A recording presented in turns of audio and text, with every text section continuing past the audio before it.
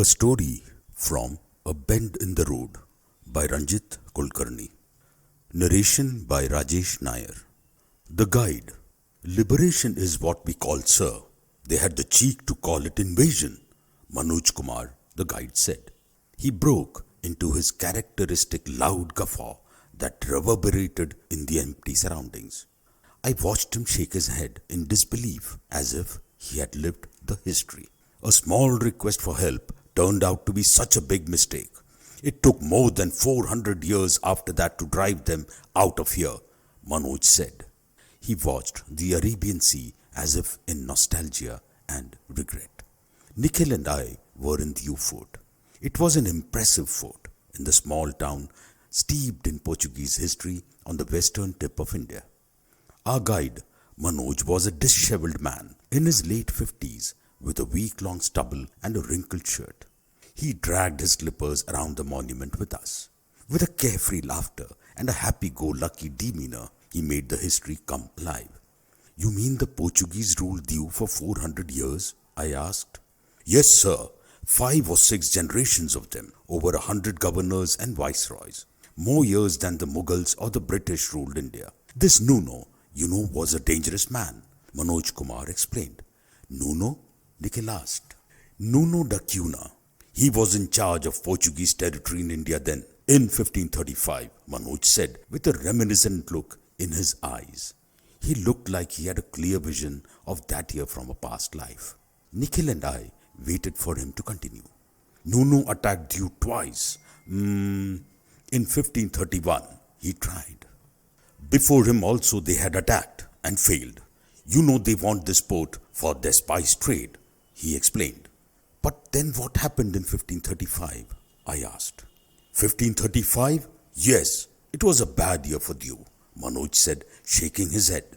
"See, sir, what happened was that Humayun, you must have heard of him," he said, twisting his neck from the fort towards us. "The Mughal emperor?" Nikhil asked. "Yes, sir, see, he decided to attack Diu and our Sultan Bahadur Shah." "Bahadur Shah?" "Yes, sir, not the Mughal. He was a local king. Sultan Bahadur Shah. He panicked. After all, Diu is so small. Only 50 or 100 square kilometers at that time. I don't blame him for it." Manoj sounded like a historian in the guide's garb.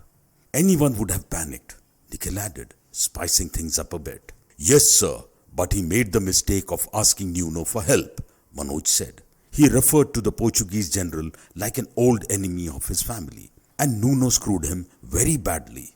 Money and power drives the world crazy, isn't it? Today, and even at that time, what else to expect? Humayun on one side, Nuno on the other. Our Sultan signed Diu up, only to save us. His own people of Diu, Manoj explained. I sensed a touch of melancholy in his voice. "I see. What did he sign up for?" I asked this time. "Sir, I don't know if he even read what he was signing." Manoj Kumar broke out into his loud laugh out of the blue. "He let them build a fort for their trade and saved you in return. But over time, this Nuno and his people," Manoj came back to his Betanoi again. "They made the fort so strong that when Sultan realized their intentions, it was too late. He attacked them to reclaim Diu and they killed him too," Manoj said. He enacted a dreary silence that made us feel that treachery and pain in his heart. For a moment, Nikhil and I wondered if we should put a consoling hand on his shoulder. But after the brief silence, he restarted his act. "And then they ruled this place for 400 years, and they didn't leave even after 1947. Can you believe it? Even after 1947. What cheek!" Manoj Kumar said, again breaking into another big laugh. He switched between silent pain and garrulous laughter with ease. He was as good as a seasoned actor in a 3-act play. "Really? They didn't leave in 1947? Both Nikhil and I asked in unison. "Yes, sir. India had to send the army and air force some 10 years, or was it 13 years, after independence," he said with a questioning eye staring into blank space. The guide, who remembered 1535 like it was yesterday, forgot the year of Diu's annexation to India. "And you know what?" Manoj said with a twitching eye and a tough face, now swelling in pride. What? I asked. In 2 days, only 2 days, he said, with two fingers on his right hand raised above. In 2 days, our defense forces drove them out. Finally, after 400 years, we avenged Nuno's betrayal, and Dew became a part of India, he said. He walked in front of us with a sudden spring in his step. With history lessons over, he then went on to explain the various artifacts in the fort.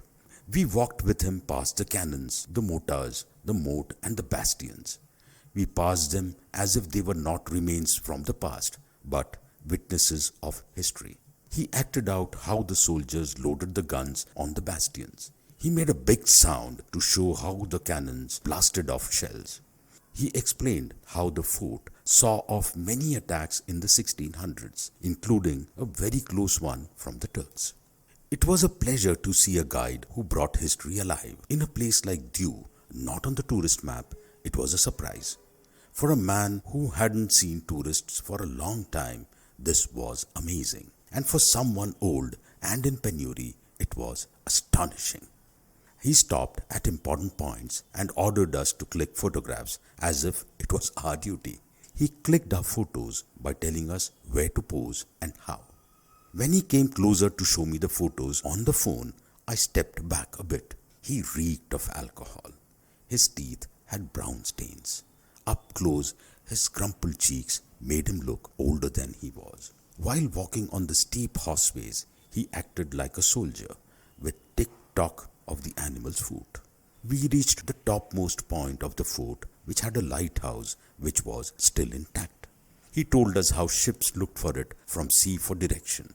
He snapped pictures of us in the fading sunlight, with the fort and the sea in the background from the top. When we climbed down, he showed us some old prisons that India had built in the fort. Sir, but due to pandemic, they moved the prisoners to other jails in India, he said, and we nodded. On the way back, he took a turn before the gate. He took us to the small jetty from where the expanse of the Arabian Sea and the setting sun made beautiful viewing. After we finished clicking a few more snaps, I asked Manoj, what else do we do here? He listed out some temples and some beaches, but said there is nothing as significant as the fort. For a moment, I wondered if we should take him along as a guide, but decided against it. So how long was the fort closed for tourists during this pandemic? I asked him as we walked outside the gate and towards the parking lot. More than 1 year, sir, he replied. He grinned without reason. So what did you do then? I inquired. Nothing, sir, only enjoy, he said. He broke into a booming laugh again. Eat, sleep, be merry. What else? His laugh surprised me. I looked at Nikhil. It confounded him too. We expected a sober, even a miserable reaction from him. With no income, we expected him to complain about the situation. Nothing of that sort happened. How long have you been here? Nikhil asked him. 30 years, sir, at Dew Fort, he said. 10 years ago, they posted me at the churches, but I told my boss, I love the fort, it is best for me, and came back in 3 years, he said. He broke into a loud laugh again for no obvious reason. We asked him to take a couple of pictures for us with the fort in the background. When he came closer to show us the snaps, again I sensed the smell of alcohol. Nikhil stole a glance at me. At first, we had decided to tip him well due to his dramatic narration. No doubt, he made our hour worthwhile. But we thought it might be best to avoid it. He would splurge it away anyways on drink, we felt.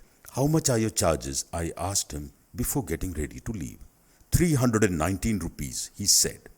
The odd number surprised me, but before a frown settled on my forehead, Manoj Kumar got a card out of his pocket. It had his ID and a list of numbers. Rates fixed by the government, sir, he said, and showed us the card. When I handed him a crisp 500 rupee note, he said he didn't have change. No tourists, sir, you are the first one after 1 year, he said with another laugh. Nikhil and I checked our wallets for change, but didn't find any. Sir, you can transfer the amount to this number, 75043521, he said. I asked him to repeat it, and completed the transfer. At the last moment, I added another 50 to his 319 rupees. Check if you got it, I told him. I don't have the phone, sir. I will check when I go home, he said with his uncanny smile again. Why? What's the point of not carrying your phone? I asked him, teasing him for what I thought was his drunken forgetfulness. Sir, I sold my phone off because of the pandemic. Now I got one at home, which I gave to my son so he can attend college. Everything online nowadays, he said. I stayed silent, but he broke out into his loud belly laugh again. But don't worry, sir. I will call you in the evening and confirm. I stopped short in my step while walking to the car. Nikhil opened the door and got into the driver's seat. Do you live nearby? He asked. We can drop you if you want. Sir, I used to, but it got washed away after the cyclone this year. Government gave me a makeshift place a bit away. What to do? He said, pointing in the direction behind us. Don't worry, sir. Everything is close by in view. I will walk, the old man said. Then he cackled aloud again. Nikhil didn't pursue him any further. He sat in the car with a heavy heart. I put on maps for directions to a beach hotel without a word. In the rear view mirror, I saw the guide remove a bottle from his pocket. He turned back in the direction of the fort, taking a few tottering steps. Thank you. मैं जिंदगी का साथ निभाता चला गया,